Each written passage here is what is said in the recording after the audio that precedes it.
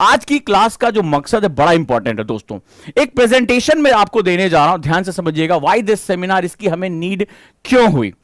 एक चित्र आपके सामने, क्लास का एक चित्र है, उसमें एक टीचर पढ़ा रहा है और ढेर सारे बच्चे पढ़ रहे हैं। सिंपल सा, ये हमारी क्लासेस में होता है। चाहे अभी आप अपने घर में बैठे, मैं ऑनलाइन क्लास के माध्यम से, मैं आपका टीचर हूं और स्टूडेंट के रूप में मुझे पढ़ और सीख रहे हैं।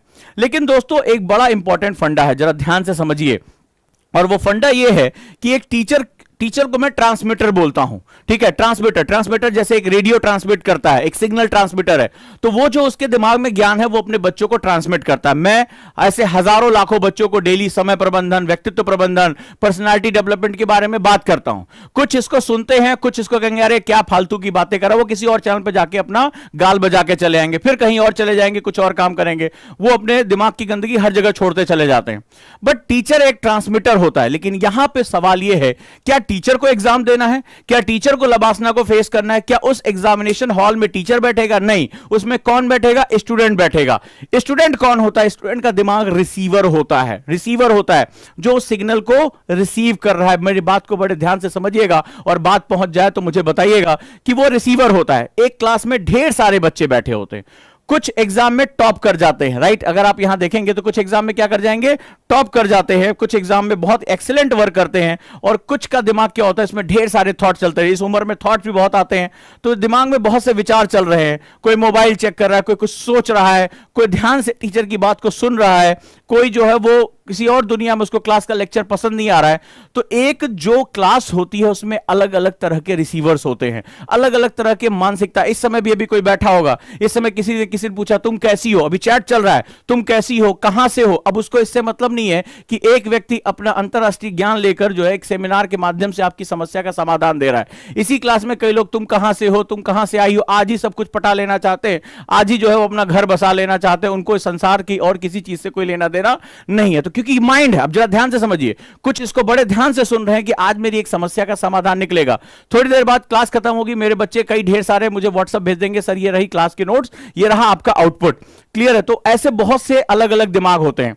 मुझे बताओ कि क्लास में कोई ऐसा स्टूडेंट है जो यूपीएससी की तैयारी करने जा रहा है, अपनी क्लास में जा रहा है और वो ये सोच के जा रहा है कि मुझे फेल होना है, मुझे मां बाबूजी के पैसे को आग लगा देनी है, ये मेरा बाप मेरा दुश्मन है, मुझे इसके पैसे को बर्बाद करके दिखा देना, मुझे अपना करियर बर्बाद करके दिखा देना। क्या कोई स्टूडेंट इस नजरिए से किसी कोचिंग में, किसी एकेडमी में जाके एडमिशन लेता है? मुझे हां या ना में इसका जवाब दो। क्या जितने भी बच्चे इस क्लास में जाते हैं, क्या वो एक सपने के साथ नहीं जाते कि मुझे यूपीएससी क्रैक करना है, मुझे जो एग्जाम देना है? या कोई ऐसा भी है कि मां बाबूजी को बर्बाद कर दूंगा, जमीन पे ले आ दूंगा, सपनों को उनके ध्वस्त कर दूंगा? ऐसा भी कोई स्टूडेंट है? नहीं है, राइट। तो सिंपल सा फंडा है कि सारे स्टूडेंट एक ही मकसद के साथ क्लास में जाते हैं। लेकिन ऐसा क्यों होता है? ऐसा क्यों होता है? मेरे गुरु ने मुझसे पूछा था, ये मेरे एनएलपी के टीचर ने, कि ऐसा क्यों होता है कि कुछ बच्चे क्लास में टीचर के साथ चलते हैं, उनकी हर बात को समझते हैं, और कुछ बच्चे, एक बड़ी संख्या होती है, जिनको फेलियर का सामना करना पड़ता है, जिनको क्लास में टीचर के साथ कोई कनेक्शन ही नहीं बन पाता, कोई ऐसा नहीं होता है कि वो क्लास के साथ चल पाता है। तो ऐसा क्यों होता है? ये आपकी क्लास में भी हुआ होगा, जब आप 10th में थे, 8th में थे, 12th में थे, कभी भी आप रहे हो, तो क्या ऐसा आपको सामना करना पड़ा कि एक टीचर जो सबको बराबर ज्ञान दे रहा है, जो सबके लिए बराबर बोल रहा है, मैं यहां खड़ा होकर जो है वो सबके लिए बराबर बात कर रहा हूं, लेकिन कुछ तक बात पहुंच रही है और कुछ तक बात नहीं पहुंच रही है, कुछ का दिमाग अपने टीचर पर फोकस है, कुछ का दिमाग किसी और दुनिया में है। ऐसा क्यों होता है? और हम ये दोष देते हैं कि कोचिंग बेकार है, टीचर बेकार है। लेकिन आप मत कहिएगा, एक रेडियो अगर आप चलाते हैं, एक रेडियो अगर आप चलाते हैं और उसमें लता मंगेशकर का गाना आ रहा है, और लता मंगेशकर का गाना आपके रेडियो पे अच्छा नहीं आ रहा, तो आप ये नहीं कह सकते आज लता मंगेशकर ठीक नहीं गा रही हैं, आज किशोर कुमार मूड में नहीं है गाने के। ठीक है, सेम वही गाना जो है वो जिंदगी का सफर है, कैसा सफर मान लीजिए गाना चल रहा है, और आज आपके रेडियो में जो है वो कुछ दिक्कत आ रही है, ट्यून नहीं है रेडियो आपका, तो आप ये नहीं कह सकते यार लता मंगेशकर को हुआ क्या है, जैसे जैसे उम्र बढ़ती जा रही है गा नहीं पा रही है। वो लीजेंडरी है, वो महान है। प्रॉब्लम लता मंगेशकर के गाने में नहीं, प्रॉब्लम आपके रिसीवर में है। मेरी बात को ध्यान समझिएगा, प्रॉब्लम आपके रेडियो में है। आपका रेडियो उनकी ट्यूनिंग के साथ मैच नहीं कर रहा है। यानी अगर स्टूडेंट और टीचर का ट्यून अप हो जाए, फ्रीक्वेंसी मैच कर जाए, ऑब्वियस सी बात है टीचर जो सिखा रहा है, जो सिखाने की कोशिश कर रहा है, वो उसके स्टूडेंट के दिमाग तक पहुंच जाए। हमारी शिक्षा पद्धति, हमारे एजुकेशन सिस्टम में इस बात को तो बहुत ज्यादा, टीचर को पहली बात हमारे यहां इस देश में, आधुनिक भारत में सम्मान नहीं है। हम वो भारत का हिस्सा नहीं है जहां पर गुरु को इतना महान माना जाता था कि राजा सिंहासन छोड़ देता था गुरु के प्रवेश करने पे, ऋषि के प्रवेश करने पे। हम उस भारत का हिस्सा नहीं है। हम उस भारत का हिस्सा है जहां टीचर टीचिंग को छोड़कर जनसंख्या के आंकड़े इकट्ठा करता है, सुई लगवाने जाता है, तमाम तरह के काम करता है, वो सब कुछ करता है, टीचिंग नहीं कर पाता, ठीक है। और ना उसको समाज में सम्मान प्राप्त है। समाज तो डॉक्टर इंजीनियर खोज रहा है, टीचर कोई नहीं खोज रहा है, शिक्षक कोई नहीं खोज रहा। और इतिहास गवाह TSR सुब्रमण्यम कैबिनेट सेक्रेटरी थे, जो है वो महान IAS ऑफिसर, उन्होंने लिखा था अपनी book the India turning point में कि भारत तभी तक सिरमौर था जब तक वो शिक्षा में टॉप पर था। जब नालंदा और तक्षशिला जैसे महान विश्वविद्यालय हुआ करते थे, तभी इंडिया दुनिया की सबसे बड़ी इकोनॉमिक पावर भी हुआ करता था। जैसे जैसे हमारी एजुकेशन सिस्टम डाउन हुई, वैसे वैसे इंडिया की इकोनॉमिक ग्रोथ, सोशल ग्रोथ, ये सब डाउन होनी शुरू हो गई। और आप इस आंकड़ों को अपनी किताबों में जाकर पढ़ सकते हैं और इस तथ्य को प्रूव भी कर सकते हैं। चलिए आगे चलते हैं। इसका मतलब मेरी आज की क्लास का जो बेसिक मकसद है वो इस ट्रांसमीटर से कहीं ज्यादा इस रिसीवर पे, यानी आपका दिमाग, इस क्लास में बिताया गया आपका समय और आपकी मनोस्थिति। अब आज मैं आपसे बताने जा रहा हूं कि आप एक बेहतरीन रिसीवर कैसे बन सकते हैं और अपनी टीचर की पढ़ाई गई बात को ज्यादा से ज्यादा, कम से कम समय में कैसे अडॉप्ट कर सकते हैं, कैसे ग्रहण कर सकते हैं। और डेफिनेटली आपकी यह चाहत है या नहीं है कि मैं जिस क्लास में बैठूं उस क्लास का मैक्सिमम हिस्सा मैं निचोड़ लूं? यस या नो मुझे अभी अपने मैसेज से बताएं। हां सर, हमारी यह बहुत बड़ी चाहत है कि हम अपनी क्लास का ज्यादा से ज्यादा हिस्सा, ज्यादा से ज्यादा कॉन्सेप्ट उसी समय निचोड़ लें। क्लियर है? ऐसा हुआ है? चलिए, अगर ऐसा है तो इसका हम जवाब भी देते हैं। इसका जवाब बहुत ही सिंपल है, बहुत सिंपल है, लेकिन इसकी मैथोलॉजी के लिए आपको थोड़ी सी मेहनत करनी पड़ेगी। एक्चुअली होता क्या है कि जो इस क्लास की मैंने अभी आपको फोटो दिखाई, हर क्लास में दो तरह के स्टूडेंट होते हैं, लेकिन इनके दिमाग के अंदर कोई नहीं झांक सकता। हम स्टूडेंट को बेसिकली उसकी मार्कशीट पर देखते हैं। इस बार तो 12th में ये बवाल ही खत्म कर दिया, मार्कशीट का चक्कर ही उड़ा दिया। तो वैसी कंडीशन में क्या हुआ कि दो तरह के स्टूडेंट होते हैं, एक लर्नर और एक नॉन लर्नर। इसको और माइक्रो कैटेगरी में हम करें, एक होता है एक्टिव स्टूडेंट और एक होता है पैसिव स्टूडेंट। ध्यान से मेरी बात समझना, एक होता है एक्टिव स्टूडेंट और एक होता है पैसिव स्टूडेंट। एक्टिव स्टूडेंट वो होता है जो अपनी क्लास के साथ कोऑर्डिनेट करता है, उसका जो सिग्नल होता है, उसका जो रेडियो होता है, वो स्टेशन के साथ ट्यून होता है। यानी उसके यहां लता मंगेशकर के गाने बिल्कुल सही बज रहे हैं, यानी टीचर जैसे जैसे जो बोल रहा है उसको वो चीजें समझ में आती हैं। एक होता है पैसिव लर्नर, ठीक है, वो पैसिव लर्नर जो शरीर से उस क्लास में होता है, बॉडी उसकी क्लास में, लेकिन उसका दिमाग, उसका ओरिएंटेशन, उसका एप्टीट्यूड, उसका रुचि, ये सब कुछ कहीं और होता है, या वो इस क्लास में नहीं रहना चाहता। तो टीचर किसी और दिशा में और स्टूडेंट किसी और दिशा में, वो कभी ट्यून अप नहीं कर पाते। फॉर एग्जांपल यहीं पे बात कर लो, मैं कितना भी आपको अच्छा पढ़ा लूं, कुछ स्टूडेंट, मैंने हमेशा, अगर आपको याद होगा, मैं हर क्लास से पहले आकर कहता हूं कि अपना पेन और पेपर निकाल के रखो। क्यों कहता हूं इसको आज मैं अभी जस्टिफाई कर दूंगा कि उस एक स्टेटमेंट के पीछे क्या महत्वपूर्ण कारण होते हैं, वो आपको समझना बहुत जरूरी है। तो यहां पर क्या होता है, दो तरह के स्टूडेंट और एक होते हैं वो कुछ नहीं, कुछ भी बोले जा रहे हैं, वो अपना टाइप किए जा रहे हैं, वो अपनी दुनिया में मस्त है, उनको कोई लेना देना नहीं है कि टीचर क्या बोल रहा है। तो उन्हें लगता है कि वो शायद एहसान कर रहे हैं, यहां पे वो भूल रहे हैं कि ये जो 1 घंटा है वो उनके जीवन का ही सबसे इंपॉर्टेंट घंटा है। पूरे जीवन का टोटल कैलकुलेशन में वो जो है वो फंस जाएंगे। अब इन दोनों के पास एक चीज कॉमन है और वो है टाइम। इसके पास भी 24 घंटे, इसके पास भी 24 घंटे, सेम डे ये भी एग्जाम देगा, सेम डे ये भी एग्जाम देगा, पर दोनों के बीच में फर्क होगा सिर्फ ट्रेनिंग का। एक एक्टिव स्टूडेंट है और एक पैसिव स्टूडेंट है, वो अपने टाइम को किसी तरह से काट रहा है, किसी तरह से आगे जाकर वो चीजों को मैनेज करता रहेगा और हो सकता है खींच खाच के पास करने की नौबत में आगे फिर वो निकलता चला जाएगा। ये एक्टिव स्टूडेंट है, इसको पता है कि मेरी क्लास का ओरिएंटेशन क्या है और मुझे कैसे इस टाइम को यूटिलाइज करना है, और इस तरह से यूटिलाइजेशन करके वो अपने आप को इस जो कंपटीशन है, इस प्रतियोगिता में आगे रखने का लगातार प्रयास करता है। Now this is the fact, आपको बिल्कुल क्लियर समझ में आ गया होगा। अब आप मुझे बताइए, आप किस कैटेगरी में जाना पसंद करेंगे, एक्टिव स्टूडेंट या पैसिव स्टूडेंट? यानी पैसिव लर्निंग करने वाला, समय बीत जाने के बाद जो है वो जाकर कहानियां सुनाना चाहे में, अरे हम भी जो है 4 बार यूपीएससी प्री दिया, इसमें कुछ नहीं होता है, सब यूपीएससी बेकार है, ये भेदभाव करने वाली संस्था है, हमको बर्बाद कर देगा, इस तरह के जो है बवाल काटने वाले आप बनना चाहते हैं, या इस एग्जाम को देकर आगे चलकर राष्ट्र की सेवा, एग्जाम आपके लिए बड़ा नहीं होगा, इस राष्ट्र में जो सर्विसेज आपको देनी है, इस नेशन के लिए आपको जो बात करनी है वो बड़ा इंपॉर्टेंट। तो यहां पर बहुत महत्वपूर्ण है कि आप किस कैटेगरी में आना चाहेंगे, एक्टिव या पैसिव। निर्णय आप लेंगे, निर्णय आप लेंगे। महान विद्वान ने कहा है कि हम कौन हैं, हमारा जीवन क्या होता है, तो वो कहते हैं कि हर क्षण लिए जाने वाला निर्णय ही हमारा जीवन है। हम जो डिसीजंस हर समय लेते हैं, हमारा जीवन उसी का रिजल्ट है, उसी की परिणति है। अगर हम फेलियर है तो डिसीजन फेल होने का हमने लिया था, हम मजे काट रहे थे, हम वेब सीरीज देख रहे थे, हम सो रहे थे। हम अगर सक्सेसफुल होते हैं तो हमने छोटे छोटे डिसीजंस लिए थे, इसी वजह से हम सक्सेस हुए। हमने ज्यादा देर पढ़ाई की, हम जल्दी उठे, हम ज्यादा डिसिप्लिन रहे। तो हम कौन हैं, लिख लेना इसको। हमारे जीवन का जो भी रिजल्ट होगा वो हमारी छोटे छोटे डिसीजंस का ही आउटपुट होता है, और ये डिसीजन हर पल लिए जाते हैं। क्लियर है दोस्तों? तो आज आप तय करिए, आप एक्टिव लर्नर बनना चाहेंगे या पैसिव लर्निंग। पर सवाल है कैसे बनेंगे? क्या जिम जाना होगा? क्या जो है वो बॉडी बनानी होगी, रनिंग करनी होगी? नहीं, it's all about training and non training, बस इतना ही फर्क है। अगर आपको प्रशिक्षित कर दिया जाए, आपको तरीके बता दिए जाएं, तो डेफिनेटली आप भी एक्टिव स्टडी स्टूडेंट्स में कन्वर्ट हो सकते हैं। Let's start it. हम लोग जो है वो शुरू करते हैं। राइट, इस शुरुआत में मैंने आपको एक सेंस ऑफ अर्जेंसी के बारे में बताया था। याद है वीडियो? आप लोगों ने बहुत लाइक किया था, बहुत पसंद किया था उसको। सेंस ऑफ अर्जेंसी बताया था कि जब भी पढ़ने बैठें, उस आज के दिन को ये मत सोचिए कि मुझे 2 साल बाद एग्जाम देना है, 3 साल बाद एग्जाम मुझे देना है। नहीं, आज ही मेरे लिए सब कुछ है।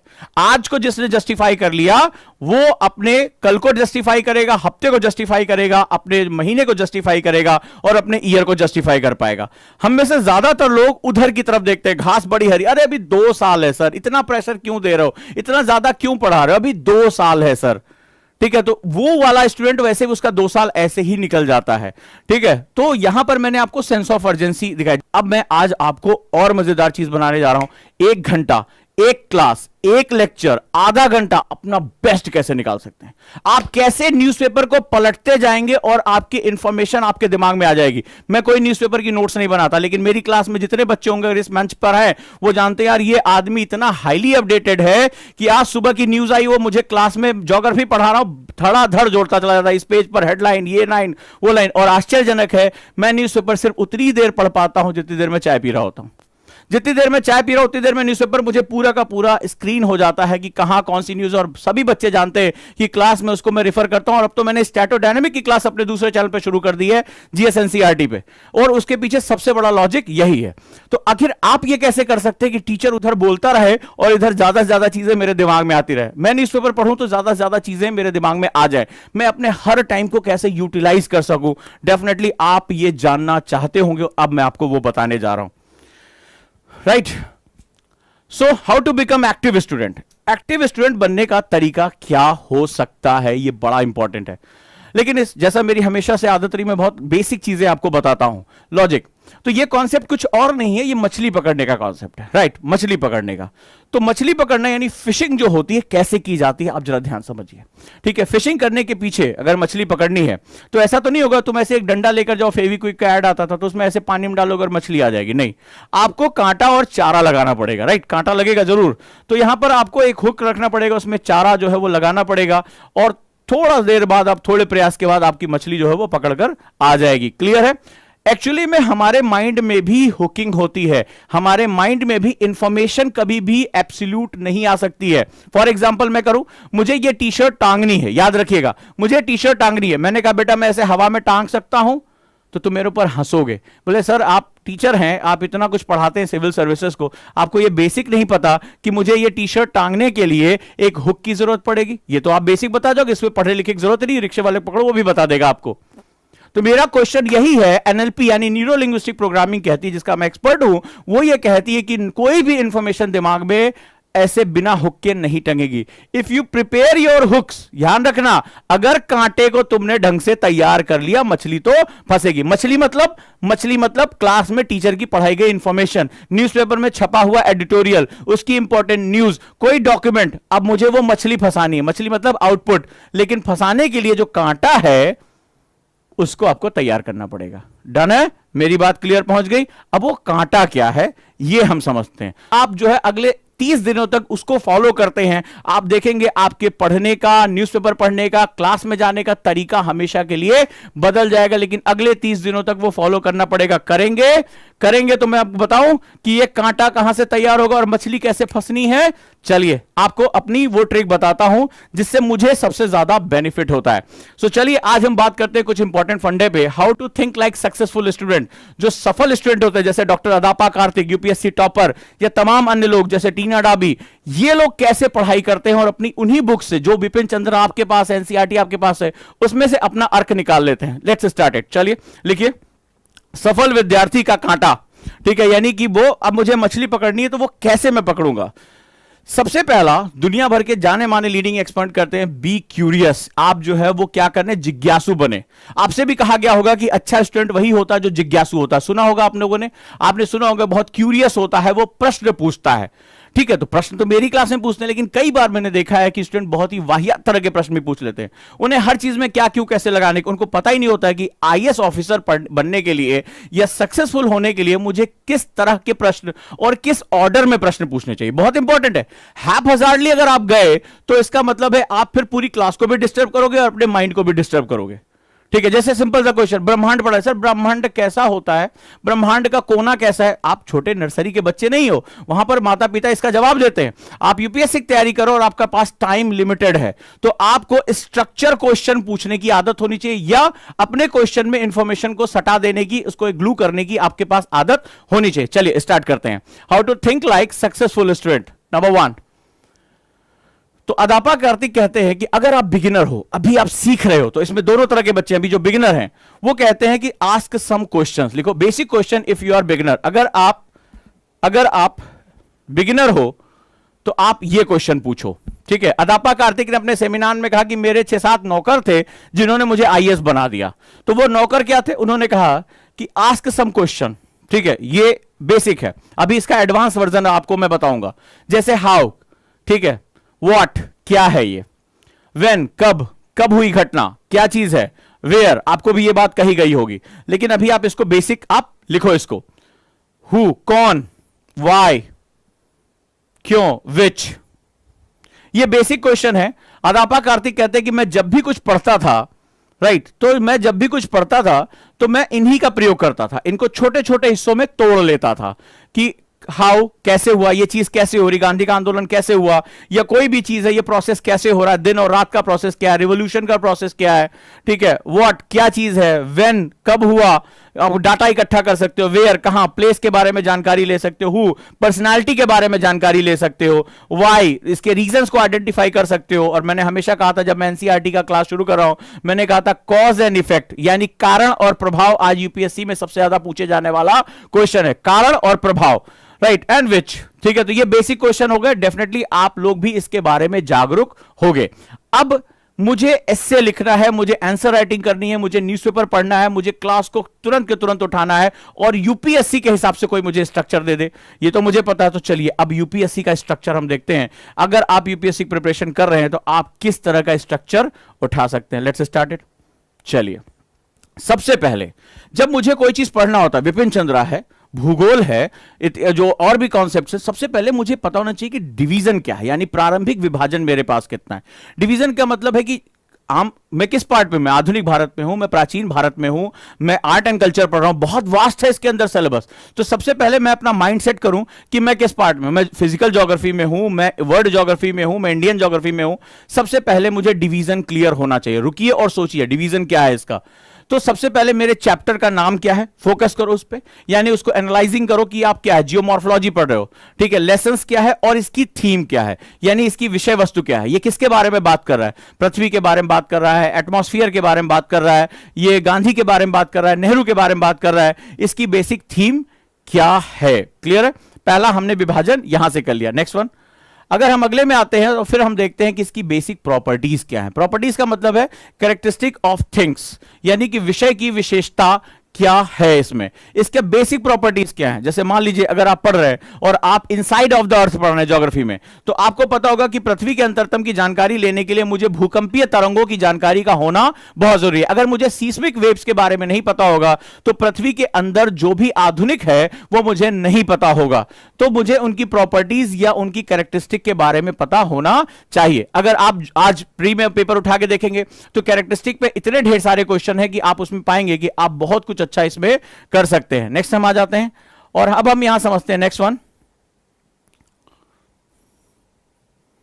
प्रॉपर्टीज के बाद जब हम प्रॉपर्टीज देख लेते हैं तो हम इसके अगले टॉपिक पे पहुंचते हैं।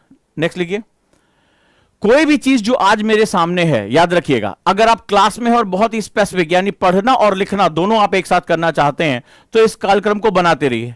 कोई भी चीज जो आज मेरे सामने है उसका कोई ना कोई हिस्टोरिकल बेस होगा, अचानक से किसी दूसरे गोला से नहीं आई है। ये कौन गोला का है ये क्वेश्चन हमें नहीं पूछना, ऑब्वियस सी बात है। अगर आज हमारा संविधान है तो निश्चित रूप से इसकी बनने के पीछे एक लंबी प्रक्रिया होगी। आज हमने जो कानून बनाए हैं इसको बनने के पीछे एक लंबी प्रक्रिया होगी, एक इसका हिस्टोरिकल बैकग्राउंड होगा। जैसे आप जब लक्ष्मीकांत पढ़ते हैं तो पहला चैप्टर जब आप पढ़ते हैं तो आपने देखा होगा हमारे कॉन्स्टिट्यूशन का हिस्टोरिकल पर्सपेक्टिव यानी उसका ऐतिहासिक कालक्रम सबसे पहले बताया जाता है कि नहीं। वहां पर हम रेगुलेटिंग एक्ट से शुरू करते हुए और 1935 के एक्ट से 1947 तक हम आते हैं और लगातार सबसे पहले राइटर आपको समझाता है कि हमारे संविधान के विकास के पीछे कौन कौन से मूलभूत कारण उत्तरदायी थे। यस या नो आप मुझे बताएं। तो यहां पर हम सबसे तीसरा जो चीज देखेंगे वो हिस्टोरिकल हम जो है वो सीक्वेंस देखेंगे, क्रॉनिकोलॉजिकल सीक्वेंस ऑफ द थिंग, यानी कि जो चीज आज मैं पढ़ रहा हूं क्वेश्चन पूछो इसका विकास कैसे हुआ, ये कैसे डेवलप हुई। तो यानी इसका ओरिजिन और इसका डेवलपमेंट यानी इसका उद्भव और इसका विकास, ये दो पॉइंट डेफिनेटली आप अपने साथ मर्ज करके चलेंगे और आप समझेंगे कि इसका ऐतिहासिक कालक्रम क्या है। अब इसके बाद अगला क्वेश्चन क्या पूछेंगे, मैं क्या कह रहा हूं, सबसे पहले आपने डिवीजन किया, प्रॉपर्टीज देखी और उसका जो हिस्टोरिकल कालक्रम, कुछ भी पढ़ रहे हैं एक एडिटोरियल पढ़ेंगे तो उसमें आप कुछ भी देखेंगे आखिर ये जो कालक्रम है इसका ये बेसिक कैसा है। नेक्स्ट वन आ जाइए। इसके बाद देखेंगे आप स्ट्रक्चर या संरचना कि लोग इस चीज की संरचना क्या है। जैसे हमारा पार्लियामेंट, हमारे पार्लियामेंट का स्ट्रक्चर क्या है, ठीक है। हमारा मंत्रिमंडल, इसका स्ट्रक्चर क्या है। अर्थ का क्रस्ट हो गई, पृथ्वी की भूपरपटी, इसका स्ट्रक्चर क्या है, इसमें कितनी रॉक्स हैं, कितने मिनरल्स हैं। तो हम इसके बाद उसकी संरचना को आइडेंटिफाई करते हैं। कोई राजनीतिक दल है तो इसकी संरचना क्या है, तो इसका स्ट्रक्चर क्या है इस राजनीतिक दल का। आप चाहे वो राष्ट्रीय दल पढ़े, क्षेत्रीय दल पढ़े, तो आप अलग अलग सब्जेक्ट्स में आप इसको क्या कर सकते हैं, ऑर्गेनाइज कर सकते हैं। जैसे मान लीजिए एग्जाम में क्वेश्चन आया था प्री में 1907 में, आपने देखा कि सूरत विभाजन में नरम दल और गरम दल अलग हो गए थे। तो आगे चलकर फिर क्वेश्चन आता है नरम दल और गरम दल के बेसिक स्ट्रक्चर में क्या अंतर था। तो 1907 का क्वेश्चन आपको याद होगा प्री में आया, जो ये मैंने यूपीएससी के हिसाब से इसको मॉडिफाइड किया। अगर आपने इस तरह से पढ़ना शुरू कर दिया क्वेश्चन आपका बाहर जाएगा ही नहीं। क्लियर है, चलिए आगे हम लोग देखते हैं नेक्स्ट, और वो है फंक्शन। फंक्शन का मतलब होता है कार्यविधि। कार्यविधि मतलब व्हाट थिंग्स डू, यानी चीजें कैसे काम कर रही हैं, ठीक है। कोई पॉलिटिकल दल कैसे काम कर रहा है, कोई राजनीतिक व्यवस्था कैसे काम कर रही है, आरबीआई कैसे फंक्शन कर रहा है। आरबीआई का फंक्शन अगर आप जरा सा भी अगर आप पढ़े होंगे आपको पता है कि बैंकों और आरबीआई का फंक्शन प्री में बहुत ज्यादा पूछा जाता है। यस या नो मुझे बताते रहिए, हां सर ऐसे ही पूछा जाता है। तो फंक्शन पूछा जाता है, आपने देखा होगा तमाम गवर्नमेंट ऑर्गेनाइजेशन के फंक्शन पूछे जाते हैं, तमाम पर्यावरणीय ऑर्गेनाइजेशन के फंक्शन पूछे जाते हैं, कैसे काम कर रहा है। आपने यूनाइटेड नेशन पे, संयुक्त राष्ट्र पे, उसके फंक्शंस पे, आईएमएफ पे, डब्ल्यूटीओ पे आपने कितने क्वेश्चन प्री में या तमाम तरह के एग्जाम्स में आपने डेफिनेटली देखे होंगे। राइट और रॉन्ग आपने देखा, फंक्शंस पे क्वेश्चन है। इसके बाद हम अगला चलते हैं और अगली चीज पे हम थोड़ा ध्यान देते हैं। इसके बाद हमारा क्या है, रीजंस, बहुत इंपॉर्टेंट है। आखिर जो चीज हो रही है, मान लीजिए आपने पढ़ा आज न्यूज़पेपर में कि आरबीआई बैंक दरों को जो रेट्स हैं वो इसको समान रखना चाहती है। कल तक हमने पढ़ा था कि आरबीआई के पीछे जो है वो रेट्स जो है वो बढ़ा रही है। तो रीजन क्या है कि बढ़ा रही है, स्थिर रख रही है, आखिर उसके कारण क्या है। अगर आप एक एडिटोरियल पढ़ते समय आपने उसके कारणों को आइडेंटिफाई कर लिया, कुछ भी आपने देखा, इसके रीजंस क्या है, मुझे एक पॉइंट मिल गया। यूपीएससी रीजंस पूछता है। जैसे आज आपने पढ़ा होगा कि पेट्रोल के दाम बढ़ते चले जा रहे हैं, देश में बढ़ते, तो एक बता रहे यार ये सरकार की हम ऐसी तैसी कर देंगे फलाने, वो जो चाय की दुकान पर बैठ के न्यूज़पेपर पढ़ने वाला सिस्टम यूपीएससी में नहीं चलता है। You have to find out the identify. अब उसमें आइडेंटिफाई, जब रीजंस आपने आइडेंटिफाई किया, आपने देखा कि पिछली सरकार ने ऑयल बॉन्ड्स जारी किए, और ऑयल बॉन्ड जारी करने की वजह से सरकार के ऊपर लायबिलिटी हो गई। उस समय जो जारी किए गए थे बॉन्ड, वो 10-15 साल की मेच्योरिटी में थे, और 10-15 साल की मेच्योरिटी की वजह से अब उसको रीपे करने का टाइम आ रहा है, विच इज तो क्या होगा, सरकार के ऊपर लायबिलिटी हो गई। इधर कोरोना की वजह से हमारी आर्थिक जो प्रगति है वो लगातार बंद होती चली जा रही है। अब सरकार के ऊपर डबल साइड जो है एक्सेसिव पे आ गया, तो सरकार यहां पर जो है वो क्या कर रही है, वो दामों को बढ़ाते हुए वहां से उसको रीपे करने का ऑप्शन कर रही है। तो ये दोनों के बीच में, एक चाय की दुकान पे अभी एक्स मिलेगा, मोदी सरकार को हटा देंगे, इस तरह की जो बात कर रहे हैं वो वहां पर नहीं होगा। आप किसी सरकार के अंतर्गत काम नहीं कर रहे, आप संविधान के अंतर्गत काम करने जा रहे हैं। तो यहां पर क्या होगा, you have to find out reasons, कि आखिर ये जो चीजें हो रही हैं उसके पीछे कारण क्या है। क्लियर है? रीजंस आइडेंटिफाई करने के बाद आप अगले चरण में जाएंगे और आप प्रोसेस यानी प्रक्रिया के बारे में बात करेंगे। ठीक है, हाउ थिंग्स वर्क, तो आप उसकी प्रोसेस को ढूंढेंगे, किसी भी चीज का होना। ठीक है, मान लीजिए आरबीआई विदेशों में संपत्तियों को अधिग्रहण करने की बात कर रहा है, फॉरेन एक्सचेंज की बात कर रहा है, किसी भी तरीके की बात कर रहा है, आपको उसकी प्रक्रिया यानी प्रोसेस को जानना पड़ेगा। गांधी ने कहा कि हम अंग्रेजों से आजादी लेकर रहेंगे, आपने इतिहास की किताब में पढ़ा, एनसीईआरटी में पढ़ा, बट प्रोसेस क्या था, गांधी ने क्या क्या किया? तो उन्होंने कहा कि हम जो है वो सविनय अवज्ञा आंदोलन चलाएंगे, सिविल डिसोबिएडेंट मूवमेंट चलाएंगे। क्या था इस सिविल डिसोबिएडेंट मूवमेंट में? लोगों ने कैसे जो है अवज्ञा कैसे करेंगे, हम लोग किन किन क्षेत्रों के लोग अवज्ञा करेंगे, क्या इसमें किसान शामिल होंगे, घर की महिलाएं कैसे शामिल होंगी, क्या सरकारी नौकर इसमें शामिल थे, कौन कौन, या केवल ये राजनेता करने वाले थे? तो आपने उसकी प्रक्रिया को पहचाना, और जिसने इस तरह से पढ़ लिया उसको तो कोई भी क्वेश्चन इधर से उधर चला जाएगा, उसको कोई टेंशन ही नहीं आनी है। ये बात याद रखिएगा। और आप अगर थोड़ा भी किताब पढ़ते हैं, थोड़ा भी जानते हैं, मैं इसको पूरा करने दीजिए, आपको पता होगा क्वेश्चन इसके बाहर नहीं जाता, बस मुझे यही पढ़ना ही है। राइट, अब इसके बाद अगला जो आता है, इसके बाद अगर आपने ये स्टेप पूरा कर लिया, आपका माइंड जो है वो तेजी से आगे बढ़ेगा, और अब आप उस स्थिति में पहुंच जाएंगे जिसको हम लोग कहते हैं ब्रिलियंट स्टूडेंट, या जिसे बौद्धिक मानसिकता वाला छात्र कहते हैं। वो क्या होगा, वो इवैल्यूएशन, मूल्यांकन करना। किसी चीज को अच्छा या बुरा कहने के पीछे जो सबसे बड़ा लॉजिक होता है, एक तो या तो तुम एकता कपूर के सीरियल की वो जो वैम्प हो वो बन जाओ कि ठीक है, अरे सास को कैसे निपटाना है, ये वाला अलग मामला है। लेकिन किसी भी चीज को अगर आपको इवैल्यूएट करना है, ये चीज अच्छा है, ये बुरा है, तो आपको उसके प्रॉस एंड कॉन्स, उसके सभी पक्षों की जांच करनी पड़ती है। और ऊपर जो मैंने बताया है कि प्रक्रिया, कारण, सीक्वेंस, ये आपको पूरी चीजों के साथ जोड़ के दिखा देगा।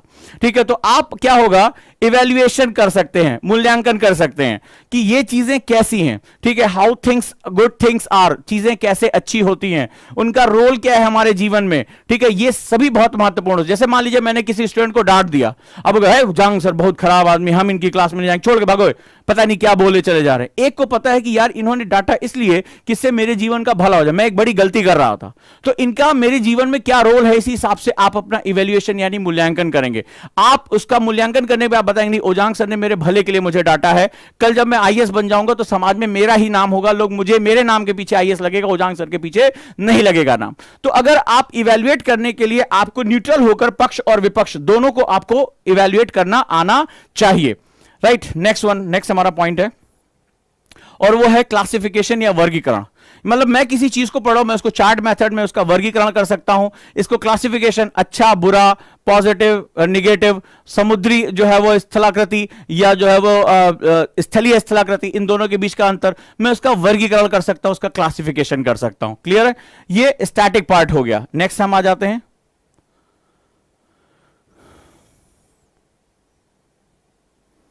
परिभाषा। अगर जरूरत हो तो हमें इसकी परिभाषा यानी इसकी डिफिनीशन की आवश्यकता पड़ेगी। मान लीजिए आपने कहा कि बैंक दरों को, बैंक रेट्स को आरबीआई ने स्थिर रखा है, तो एक चाय की दुकान वाला भी हाँ भैया आरबीआई ने ब्याज नहीं बढ़ाया है ऐसे बोलेगा। लेकिन सवाल है, यूपीएससी का स्टूडेंट क्या कहेगा, ये बैंक रेट क्या होता है, what is the definition of bank rate, what is the definition of repo, reverse repo, ये चीजें क्या होती हैं, मॉर्टगेज किसे कहते हैं। तो वो क्या करेगा, उसका माइक्रो एनालिसिस करेगा। और माइक्रो एनालिसिस जब आप करते हैं तो उस चीज को परिभाषित करने की जो एक्यूरेट चीज होती है, एक्यूरेट चीज होती है, जैसे होगा चाचा से पूछा, ये चाचा ये बैंक रेट क्या होता है, अरे वो जो है ना वो आरबीआई जो है ना वो अपना जो है बंबई वाला वो बैंकवा को कुछ यार लेता देता है, उसी को यार बैंक रेट बोलते हैं, वो बैंकवा में जो रेट चलता है वो बैंक रेट होता है यार, अब जाके पूछ लेना। तो ये एक तो परिभाषा ये होगी। और तुम भी सोचते हाँ जो बैंकवा में रेट चलता है वही जो है बैंक रेट ना, इसकी एग्जैक्ट डिफिनीशन क्या होगी जो तुम्हें सीधे एक लाइन में पेनिट्रेट करे। What is the meaning of bank rate here, what is the meaning of repo, reverse repo, blue ocean strategy, what is the difference between the Indian ocean strategy and Pacific ocean strategy, जो मैं आपसे बात करने जा रहा हूं। Neighbour first policy, check book policy, बलक का डायलेमा, ये जो छोटे छोटे शब्द होते हैं जिनको हम रोज न्यूज़पेपर में यूज करते हैं, इनका सही मतलब निहितार्थ क्या है, उसी को हम लोग डिफिनीशन कहते हैं, राइट। तो इसका मतलब होता है व्हाट थिंग्स मीन। और आप आश्चर्य करेंगे, मोस्टली स्टूडेंट जो है वो इसी पार्ट को उड़ा देते हैं, क्योंकि न्यूज़पेपर उसी तरह पढ़ने की आदत है, ज्ञान उसी तरह। शिक्षक भी उसको जो है डाटा देकर चला जाता है, टीचर वो भी खुश रहते हैं, बोले अरे मास्टर साहब लिखा दिए, कम से कम शब्दों में पीडीएफ हमें दे दिया, तो हम आईएएस बन जाएंगे। और वो भूल जाते हैं कि बिना इसके उसका आप क्रक्स कभी भी आइडेंटिफाई नहीं कर सकते। If you are not able to identify the meaning of bank rate, तो तुम्हें क्या पता कि आरबीआई क्या कर रहा है एग्जैक्टली, और इसका इकोनॉमी में क्या प्रभाव पड़ने जा रहा है, right. So that is one of the most important फंडा, जहां पर हम एक्यूरेटली उस चीज को डिफाइन करने के लिए एक डिफिनीशन को आइडेंटिफाई करते हैं। इसी को मैं बीटीएल भी कहता हूं, बिटवीन द लाइन, यानी इसके मतलब और इसका अनुप्रयोग यानी इसके एप्लीकेशन दोनों आपको पता होने चाहिए। और last but not least, you have to identify the personalities, व्यक्तित्व, जिसमें आप बनने की प्रक्रिया में हो। आप व्यक्तित्व बनोगे तो कोई भी व्यक्तित्व जो चीजों को ड्राइव कर रहा है, ठीक है, कोई ऐसा विदेश नीति का निर्धारक जो फॉरेन पॉलिसी को डिफाइन कर रहा है, इतिहास में कोई व्यक्ति जिसने कोई भी एक मूवमेंट क्रिएट किया, चाहे वो सुभाष चंद्र बोस रहे हो, चाहे वो पटेल साहब रहे हो, कोई भी एक व्यक्ति हो, राइट। तो एक वो व्यक्ति हो गया, पर्सनालिटीज रहे हो। और दूसरा, आधुनिक समय में वो लोग जो एक बदलाव लेकर आ रहे हैं, कोई पर्यावरणविद है, कोई पानी को बचाओ का आंदोलन कर रहा है, कोई महिला सुरक्षा पे काम कर रहा है। So these are the personalities वो होते हैं जो पर्सन के अंदर आग पैदा करते हैं। याद रखिएगा, पर्सनालिटीज वो होती हैं। What is the difference between person and personalities? तो पर्सन हो गया, मां बाप ने पैदा किया, एक जैविक आइडेंटिटी है, फलानवे का बेटा है, फलानवे का पति है, फलानवे की पत्नी है, ये आपका क्या है, आप एज अ पर्सन हो। पर्सनालिटीज वो होती हैं जो लोगों की जिंदगी में एक मायने पैदा करती हैं, एक अर्थ पैदा करती हैं, उनको पता चलता है कि मेरे जीवन का मकसद क्या है। हम ज्यादातर इंसान जो है वो अपने जीवन के मकसद को, एम ऑफ द लाइफ, जानते ही नहीं है। तो जो व्यक्तित्व होता है वो संघर्षों से निकलता है, वो दबाव झेलता है, वो अपने ज्ञान की खोज करता है, स्वयं को जानता है, स्वयं के मकसद को जानता है और अपने उद्देश्यों के लिए हर कुछ करने को तैयार होता है। चाहे वो गांधी की तरह जेल जाना हो, यातना सहना हो, सुभाष चंद्र बोस की तरह जो है वो निर्वासन में रहना हो, सभी कुछ यात्राएं वो समझ जाता है, क्योंकि उसके लिए जीवन से बड़ा उद्देश्य हो जाता है। तो पर्सनालिटीज कौन सी होती हैं? पर्सनालिटीज वो होती हैं जिनके लिए जीवन से बड़ा उनका उद्देश्य हो जाता है, वो समस्त चीजों को अपने उद्देश्य के लिए निछावर कर देते हैं। इनको पर्सनालिटीज यानी व्यक्तित्व बोलते हैं। और ऐसे व्यक्तित्व अपने द्वारा प्राप्त जो अर्जित ज्ञान है, जो नॉलेज है, जो अनुभव है, वो दूसरे व्यक्तियों में भी झोंक देने की ताकत रखते हैं, उनके अनुयायी बनते हैं। गांधी जब निकलते हैं दुबले पतले लाठी लेकर, तो हजारों लाखों की संख्या में लोग उनके साथ चले जाते हैं। सुभाष चंद्र बोस जब आह्वान करते हैं कि तुम मुझे खून दो, मैं तुम्हें आजादी दूंगा, तो जो महिलाएं प्रत्यक्ष रूप से लड़ नहीं सकती, वो अपने शरीर से जेवर उतार कर उनको समर्पित कर देती हैं। पुरुष कहते हैं कि हम प्राण देने को तैयार हैं आपके लिए, वो तुम मुझे खून दो, मैं तुम्हें आजादी दूंगा। ये एक आवाहन, मार्टिन लूथर किंग का आवाहन, नेल्सन मंडेला का आवाहन, ये व्यक्तित्वों का आवाहन है। और इसके लिए हजारों लाखों की संख्या में लोग जान देने को तैयार हो जाते हैं। तो व्यक्तित्व की परिभाषा याद रखिएगा, व्यक्तित्व के लिए जीवन से बड़ा उद्देश्य होता है, उनको अपने उद्देश्य में बहुत विश्वास होता है और अपने उद्देश्यों की प्राप्ति के लिए वो अपना समस्त कुछ झोंकने को तैयार होते हैं। तो आपको एक व्यक्ति के रूप में जीवित रहना है या एक व्यक्तित्व के रूप में, आज से आप तय करेंगे। जैसा तय करेंगे, इतिहास आपका मूल्यांकन भी वैसा ही करेगा। हो सकता है कि आपके परिवार की 2 पीढ़ियों के बाद आपका नाम याद रखने वाला कोई ना हो, और ऐसा भी हो सकता है कि आपके इस दुनिया से जाने के बाद इस संसार में हजारों हजारों वर्ष तक आपका नाम लिया जा सके। यह तय आप करेंगे, यह तय आप करेंगे। तो यह हमारे व्यक्तित्व रहे।